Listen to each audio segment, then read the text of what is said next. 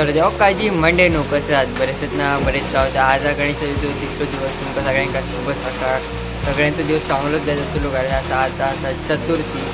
आता माझ्या पूजाकडे झाली गणपती करून तर आता बसलेले आहे मी तर पुढचं काका सांगायला त्यांचं पण व्हिडिओ करतो गणपतीचं तर ते व्हिडिओ जे एडिटिंगचे वगैरे होते ते तुमका इंस्टाग्रामवर गावतले आणि इंस्टाग्राम चॅनलचं नाव हा कुणाल क्रिएशन 51 मी खाली चॅनलच्या खाली मी लिंक देईन तुमका इंस्टाग्राम चॅनलची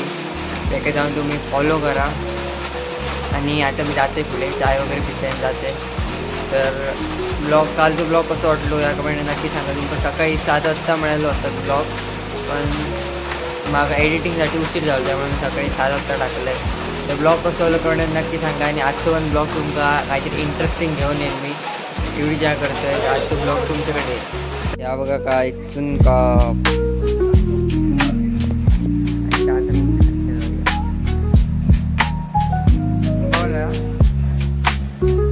पावसान तर जोरच केलाय ना सकाळपासून नुसतो लागत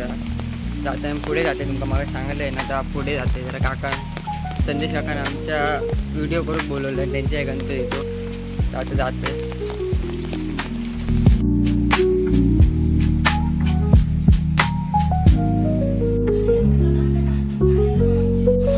तर मंडळी माझा जेवण आता झालेला आता बसले तर बघा व्हिडिओ एडिट केलं आता मी झोपतलं